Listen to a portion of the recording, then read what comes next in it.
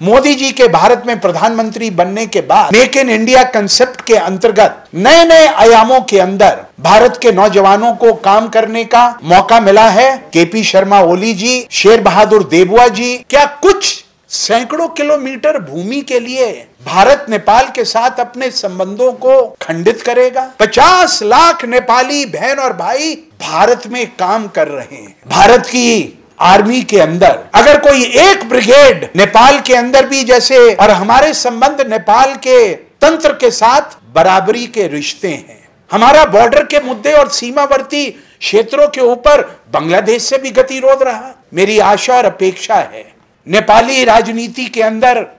कार्यरत नेता हर चीज को राजनीति के पलड़े पर किसी ने बढ़ावा देने का काम किया तो भारत के प्रधानमंत्री आदरणीय नरेंद्र मोदी जी ने किया। मुझे याद है 2015 में जब नेपाल में भूकंप आया था, पहले 6 घंटों में अगर किसी विश्व के नेता ने सबसे पहले नेपाल के भूकंप पीड़ितों की सहायता के लिए पहल की तो भारत के प्रधानमंत्री नरेंद्र मोदी जी ने की। उस समय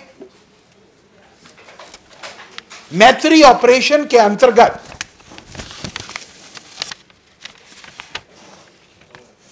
एक 1348 टन राहत सामग्री, दवाइयां, खाद्य सामग्री, टेंट, पैरामेडिकल फोर्स को यहां पर पहुंचाने के लिए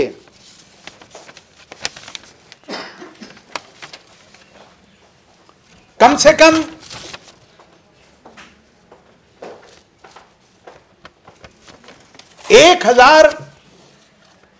1577 हवाई उड़ानें भरकर भारत से जहाज नेपाल उतरे थे। मुझे याद है कोविड-19 के समय वर्ष 2020 में 33,000 पीसीआर किट नेपाल और नेपाल के लोगों के कोविड-19 से जान बचाने के लिए सहायता की पहली किश्त भारत ने नेपाल में भेजी थी। 2021 के अंदर जहां दुनिया के 99 देशों में कोविड शील्ड के मुफ्त टीके भारत ने भेजे, सबसे ज्यादा 10 लाख टीके भारत की ओर से कोविड 2020 के बाद 2021 के अंदर भारत ने सहायता के रूप में भेजे। वर्ष 2022 के अंदर लुम्बिनी के अंदर बन रहे बौद्ध केंद्र के अंदर 1 अरब रुपया लगाकर नेपाल के प्रधानमंत्री के साथ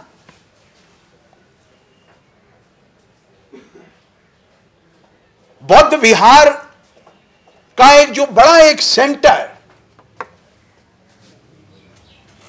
दोनों देशों के बीच में आपसी संबंधों को मजबूत करते हुए जो भारत ने पहल ली है, मैं आप मीडिया के मित्रों के माध्यम से नेपाल की जनता को इन विषय वस्तु से अवगत कराना चाहता हूं।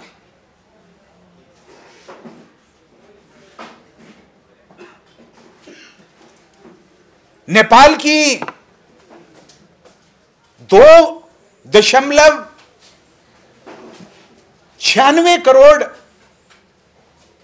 आबादी में से 50 लाख नेपाली बहन और भाई भारत में काम कर रहे हैं, भारत को सशक्त कर रहे हैं, भारत को मजबूत कर रहे हैं। नेपाल और भारत के बीच में वीजा की आवश्यकता नहीं है और इस संदर्भ में भारत और नेपाल के आर्थिक और व्यापारिक संबंध भी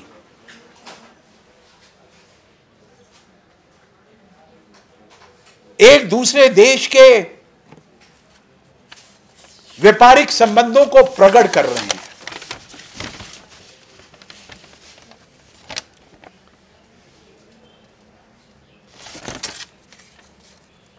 भारत की और नेपाल की सैनिक क्षेत्र के अंदर भी साझेदारी रही है। आज भारत का सेनापति नेपाल में है, द्विवेदी साहब, और इसका सबसे बड़ा उदाहरण भारत के आर्मी चीफ का नेपाल की धरती पर आना, नेपाली सेना के प्रमुख से और फिर आपकी सरकार के राष्ट्रपति द्वारा उनको उत्तम और सर्वोत्तम उपाधि से सम्मानित करना और प्रतिवर्ष नेपाल और भारत की आर्मी सूर्य किरण नाम की जॉइंट एक्सरसाइज कर कर एक दूसरे का सैन्य क्षेत्र में, व्यापार के क्षेत्र में, भारत के अंदर हजारों नेपाली विद्यार्थियों का इंजीनियरिंग में, एमबीबीएस में, अंडर ग्रेजुएट और पोस्ट ग्रेजुएट कोर्सेज में, और दोनों देशों के अंदर जो सदियों पुराने मित्रवत संबंध हैं, वो इस बात का द्योतक हैं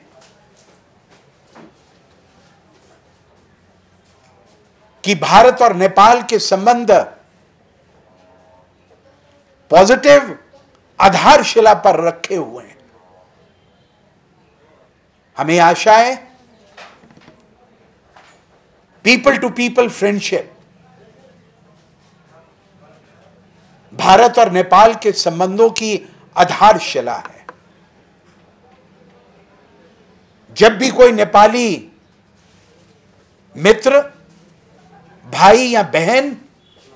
या नेपाली नेता भारत में आता है, हमें लगता है हमारा भाई आ गया। हम दोनों के संबंध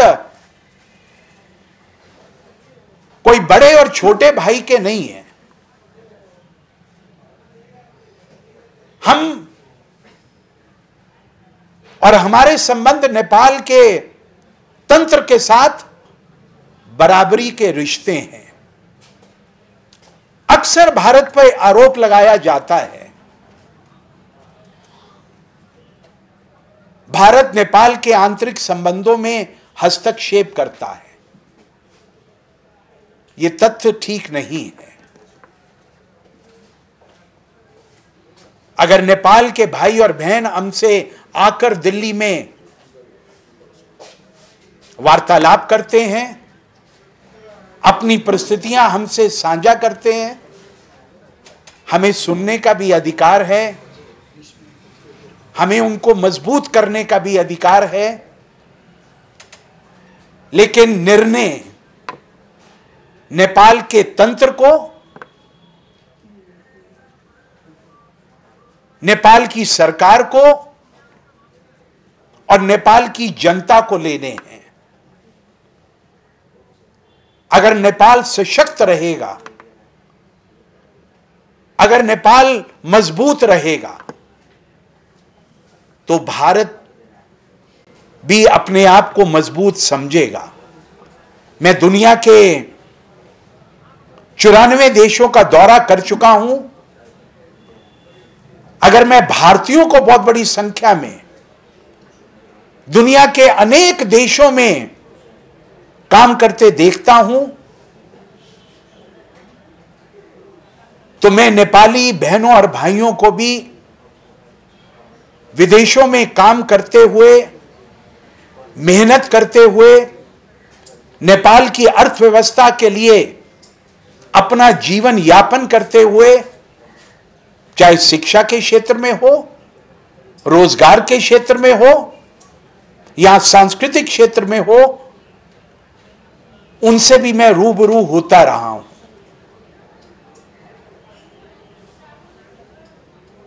भारत की आर्मी के अंदर अगर कोई एक ब्रिगेड जो अपने शौर्य के लिए पहचानी जाती है,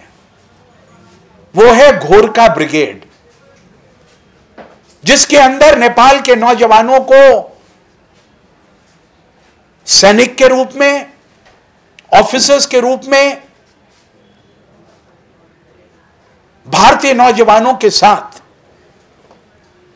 सेना की इस टुकड़ी के अंदर कंधे से कंधा मिलाकर सम्मान मिलता है। और उसके लिए हम नेपाल और नेपाल की युवा शक्ति को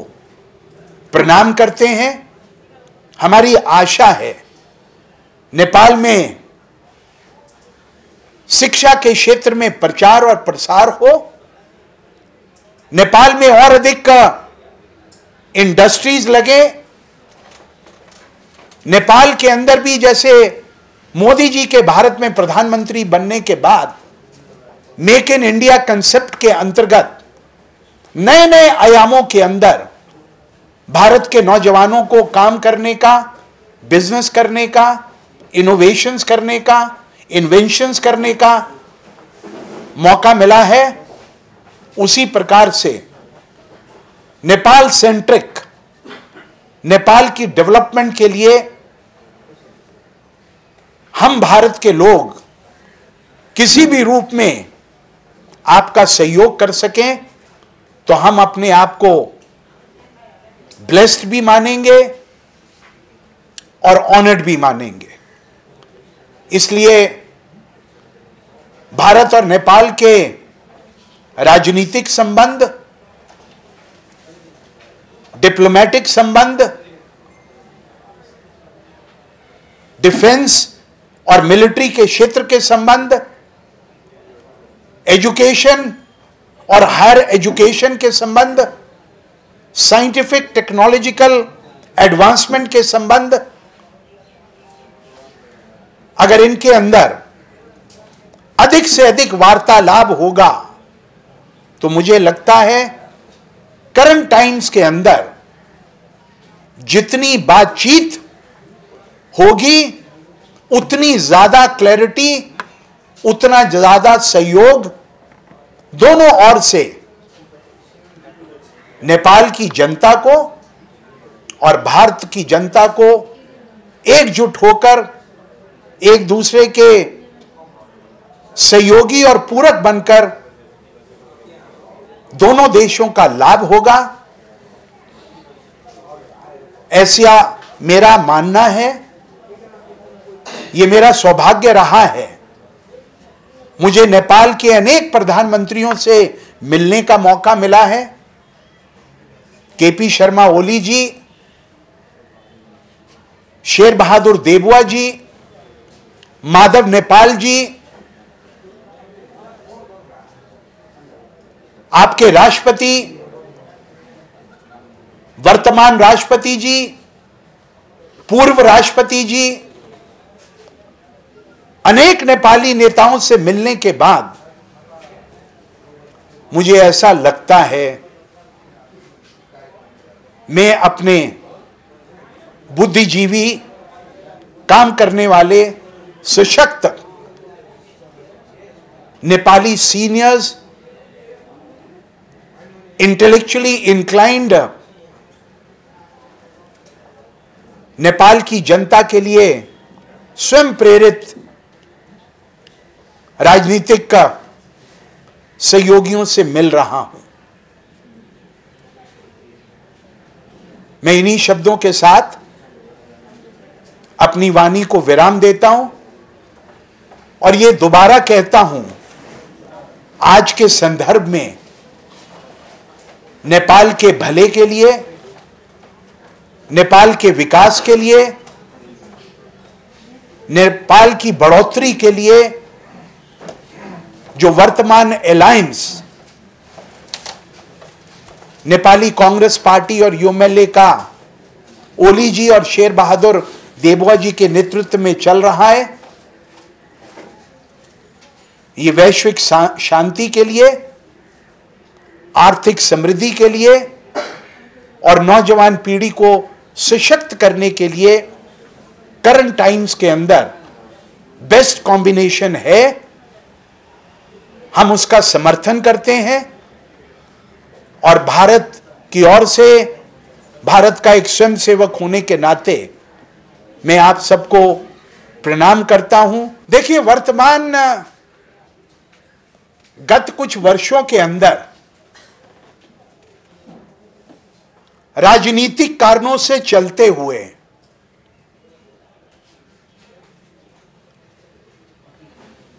उन विषयों को तरजीह दी गई जो नेपाल के सेंटिमेंट्स को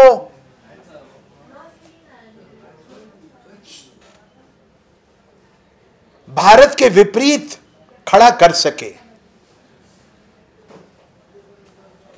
जैसे कि मैंने पहले कहा,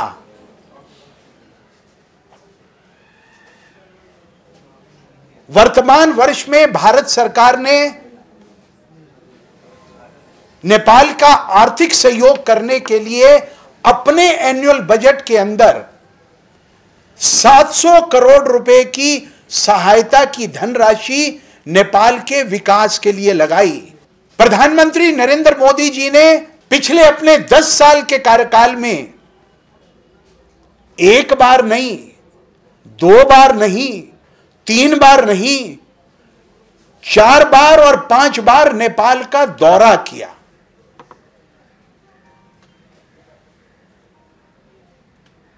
और नेपाल के समग्र विकास के लिए जनवरी 2024 को नेपाल के झाजरकोट जिले के अंदर आए हुए भूकंप के लिए 1000 करोड़ रुपए नेपाली रुपए का अनुदान दिया। जहां हजारों नेपाली बहन और भाई भारत में शिक्षा लेते हैं, उसकी बात तो नहीं होती है। लेकिन जो 1950 से भारत और नेपाल के सीमांत क्षेत्रों के अंदर जिसका जिक्र आपने अभी किया, क्या कुछ सैकड़ों किलोमीटर भूमि के लिए भारत नेपाल के साथ अपने संबंधों को खंडित करेगा? और मैंने अपने वक्तव्य में जो कहा, the need of the our is constant dialogue between the two governments of India and Nepal at the governmental level, at the political level, at the diplomatic level. मैं दुनिया के 94 देशों का दौरा करने के बाद किसी देश की करेंसी के अंदर विवादित क्षेत्रों का नक्शा दिलाने की सरकारी पहल को मैंने नहीं देखा है। भारत और नेपाल के संबंधों को और प्रगाढ़ बनाने के लिए जिन मुद्दों के ऊपर हमारा गतिरोध है, हमारा बॉर्डर के ऊपर चाइना के साथ भी गतिरोध है, हमारा बॉर्डर के मुद्दे और सीमावर्ती क्षेत्रों के ऊपर बांग्लादेश से भी गतिरोध रहा, लेकिन बातचीत के माध्यम से, संवाद के माध्यम से उस गतिरोध को कम किया गया। मेरी आशा और अपेक्षा है नेपाली राजनीति के अंदर कार्यरत नेता हर चीज को राजनीति के पलड़े पर